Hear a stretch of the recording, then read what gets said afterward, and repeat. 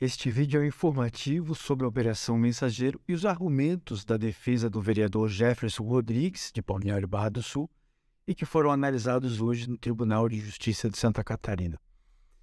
Na qualidade de advogados do vereador Jefferson, desde ontem o Dr. Marlon Bertol e eu temos recebido diversos pedidos de informações e dúvidas encaminhadas por jornalistas, veículos de comunicação, enfim, a imprensa em geral, justamente quanto à posição do vereador Jefferson na Operação Mensageiro. E o meu objetivo aqui é responder esses questionamentos, tanto quanto possíveis, já que Jefferson é uma figura pública e nós fomos interpelados por esses setores da mídia. As perguntas, em geral, envolvem os motivos da inclusão de Jefferson no processo da Operação Mensageiro. Hoje pela manhã, o 11 de maio, a partir das 9 horas, o tribunal iniciou o julgamento dessa outra fase da Operação Mensageiro, justamente envolvendo fatos que se diz que teriam ocorrido no município de Balneário Barra do Sul. E essa fase do julgamento, ele analisa alguns aspectos da denúncia e se a denúncia preenche alguns critérios legais específicos que estão no artigo 41 do Código de Processo Penal e o qual exige que a denúncia ela descreva de forma clara os crimes, as datas em que esses supostos crimes ocorreram e também os envolvidos. E também se examina nessa fase se existem indícios, ou seja, um conteúdo mínimo de prova para sustentar essas acusações. E nessa fase, se houver dúvidas quanto aos fatos, quanto à materialidade e à autoria, a jurisprudência autoriza que o Poder Judiciário mande abrir o processo e então se autoriza a produção da prova na fase de instrução e também a produção de argumentos, e aí sim, basicamente, ocorre a oportunidade de defesa. E foi justamente isso que aconteceu hoje no Tribunal de Justiça de Santa Catarina.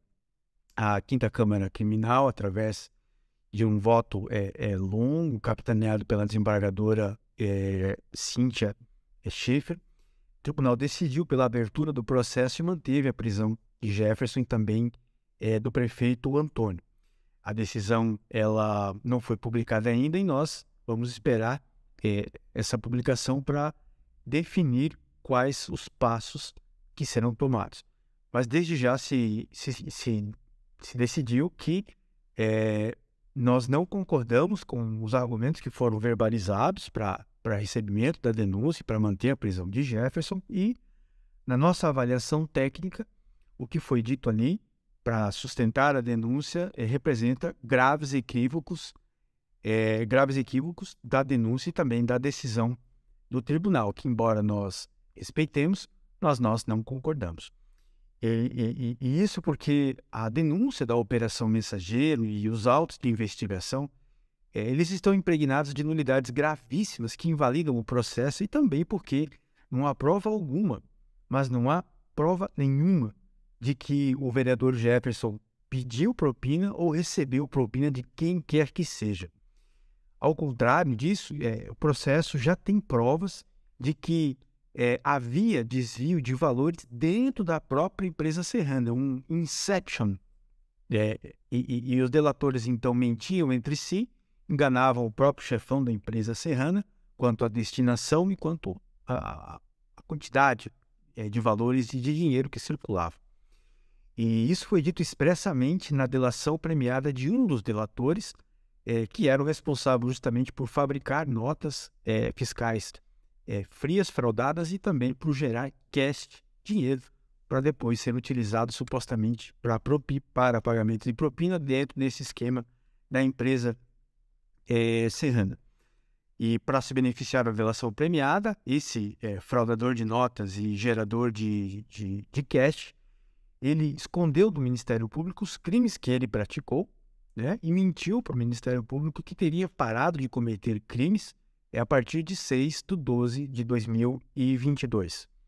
Só que o próprio Ministério Público detectou e descobriu essas mentiras e emparedou esse delator responsável por fraudar as notas e gerar dinheiro vivo para as propinas. E o Ministério Público ficou absolutamente indignado com isso. E aí trouxe perguntas e reperguntas visando esclarecer esse fato e ficou constatado que, de fato, esse delator gerador de notas fiscais fraudadas para a empresa Serrana, ele mentiu, ele escondeu do Ministério Público e faltou com a verdade, que inclusive é crime de falso testemunho, porque os delatores têm que falar a verdade. E aí o que houve é que, assim como o Ministério Público ficou indignado, obviamente a defesa, com maior razão, ficou extremamente perplexa com esse tipo de delação que se trouxe para o processo, uma delação mentirosa, e que depois se descobre que, na verdade, o delator estava desviando esses dinheiros que eram supostamente utilizados para pagamento de propina.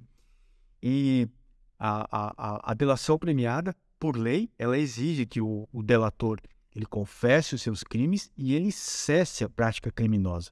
E o que ficou constatado aqui é que, em relação a esse delator, ele não cessou a prática delitiva e ele ainda omitiu do Ministério Público, mentiu descaradamente para o Ministério Público, tentando enganar o Ministério Público, tentando enganar os demais atores processuais para se beneficiar. E com isso ele violou o artigo 3º, letra C, parágrafo 3º, também o artigo 4º, parágrafo 18 da Lei 12.850 de 2013, que é a Lei do Crime Organizado. Portanto, é esse o tipo de prova que se quer usar na Operação Mensageiro. Simplesmente é inadmissível com todo o respeito. Para se ter uma ideia dos absurdos cometidos na Operação Mensageiro, a denúncia contra Jefferson diz que ele entrou para a organização criminosa da empresa Serrana e que isso teria ocorrido em fevereiro de 2021 e que ele teria cometido 4 atos de corrupção passiva mediante uma solicitação de propina em setembro de 2020, ou seja, mais de 2 meses antes da eleição, em que Jefferson iria disputar contra 83 candidatos, cerca de 83 candidatos, não tinha certeza nenhuma de que venceria a eleição.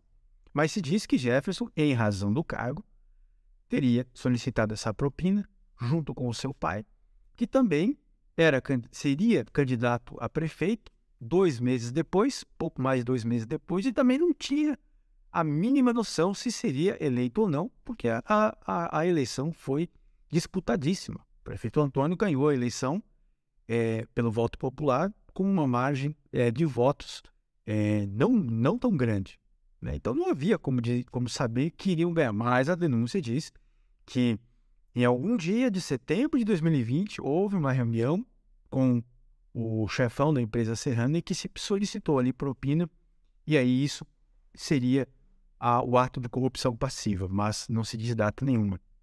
E que teria havido uma outra solicitação de propina em fevereiro de 2021, também para o chefão da empresa Serrana, e Jefferson teria recebido uma propina em 28/5 de 2021, e o quarto e último ato de corrupção de Jefferson, e que seria supostamente o segundo recebimento de propina, teria ocorrido em 17/6 de 2022, através esses pagamentos através do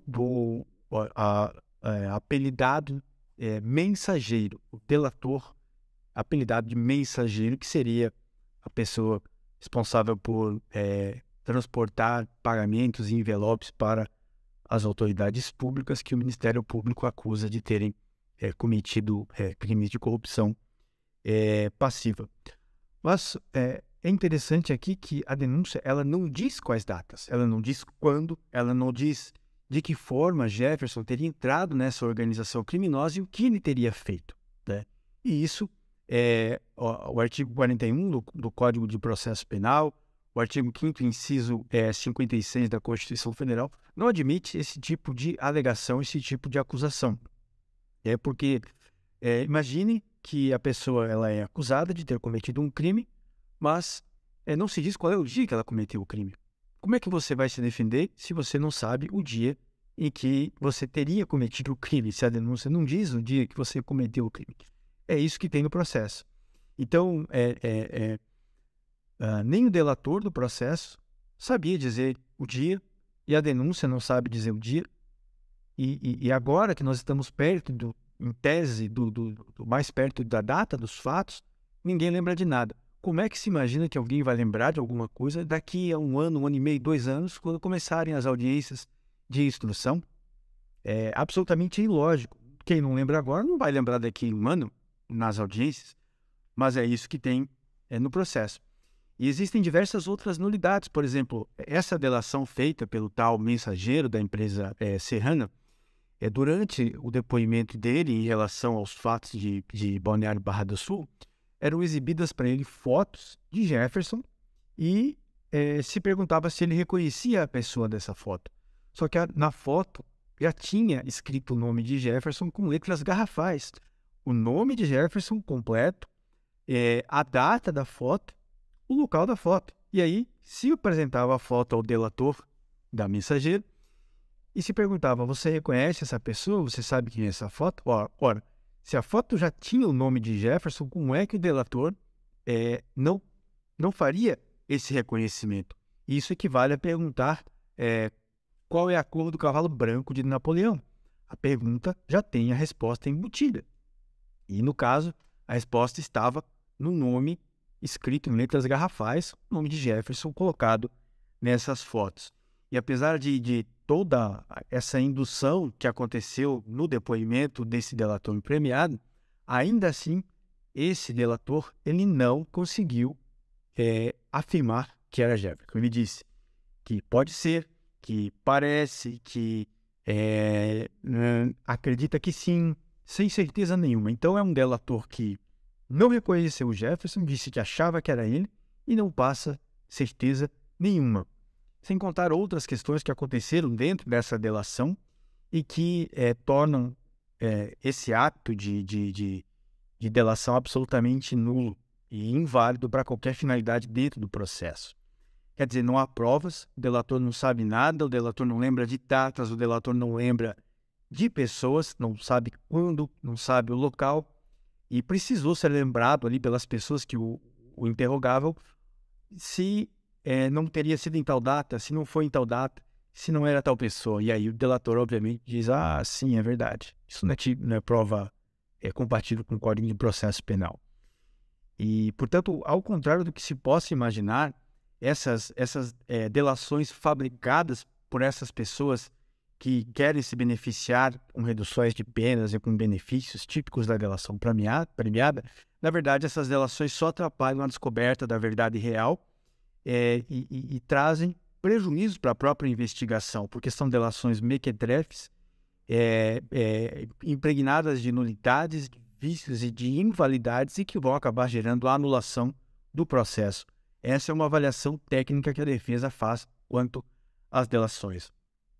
E a lógica da investigação da Operação Mensageiro é que quem recebia algum tipo de contato deste delator da Operação Mensageiro, o tal mensageiro, a pessoa automaticamente se tornava um suspeito. E aí depois o Ministério Público realizava alguma filtragem de relevância ou proximidade da pessoa, com base nesses critérios que eu estou trazendo aqui, e aí definir esse é um suspeito, esse não é um suspeito, e é isso que trouxe Jefferson para dentro da Operação Mensageiro.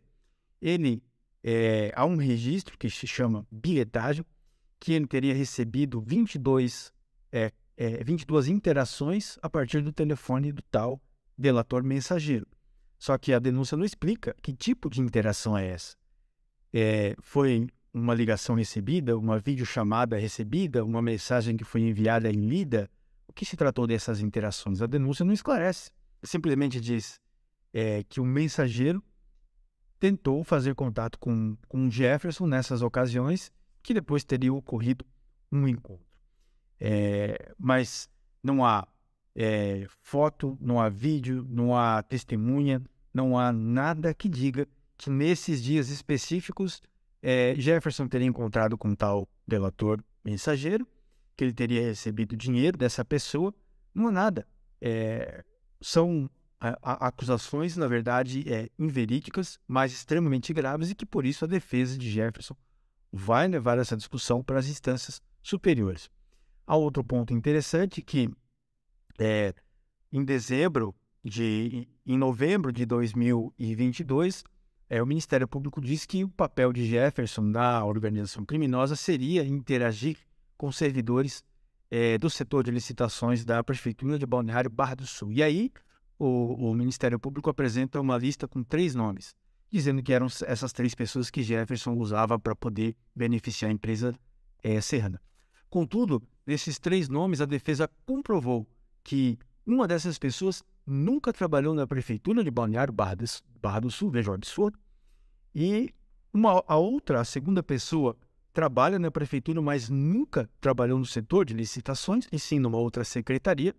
E a terceira pessoa é um servidor ou uma servidora de carreira do município, que está trabalhando há muitos anos nesse cargo e com quem se diz que Jefferson teve 2 interações e que não se diz se essas interações foram ligações de voz, videochamada, mensagem, nada, não se diz. Apenas Jefferson teria tido 2 interações com essa pessoa e isso seria suficiente para se imaginar. E, aliás, em alguns momentos, a decisão de prisão preventiva de Jefferson fala que Jefferson teria interações cotidianamente com quase a totalidade dos funcionários do setor de licitação. E isso é absolutamente... não tem base nenhuma para fazer uma afirmação com esse peso. Um grave equívoco na avaliação técnica que a defesa faz e não há como se aceitar isso. A propina que se fala que teria sido paga para Jefferson para ele entregar para o prefeito Antônio seria para que a empresa Serrana tivesse os pagamentos pelos seus serviços pagos em dia. Ou seja, uma obrigação que todos nós temos de pagar as nossas dívidas em dia, aqui está sendo considerado como se fosse um crime. Manter as obrigações em dia, aqui está sendo considerado crime, que é um absurdo. E aqui no processo já estou absolutamente comprovado que Jefferson não interferia no setor de licitações, coisa alguma, que ele não tinha poder algum para fazer aditivo em contrato, que ele não se encontrou, não esteve em encontro nenhum com funcionários da empresa Serrana, que ele não cometeu qualquer crime e que não existe nenhum motivo atual para a prisão preventiva de Jefferson. E todos nós que atuamos no sistema da justiça criminal, o judiciário, o Ministério Público, os advogados, os servidores, todos nós queremos um mundo melhor, um futuro melhor para os nossos filhos e para toda a sociedade. E claro que isso envolve o combate ao crime organizado e à corrupção, mas também envolve o cumprimento de todas as leis e garantias processuais daqueles que são acusados e principalmente no que diz respeito à produção de uma prova e ao uso dessa prova em um processo. E aqui o que aconteceu é que a Operação Mensageiro, ela se baseia, a espinha dorsal dela são as delações premiadas e essas delações majoritariamente estão viciadas, possuem graves nulidades e isso se projeta para todas as fases do processo. Essas delações são inválidas, são inverídicas e não possuem qualquer credibilidade. E a defesa de Jefferson entende que essas delações são nulas e não podem sustentar essas acusações tão graves como se vê no âmbito da Operação Mensageiro em relação a fatos supostamente ocorridos em Balneário Barra do Sul. Jefferson confia plenamente na justiça, apesar de estar muito triste com o que está acontecendo no processo. Ele segue confiando na justiça, segue sereno e vai levar essas discussões jurídicas para outras instâncias, conforme eu falei. Jefferson é inocente e a sua imagem, a sua inocência estará cabalmente comprovada a tempo e modo.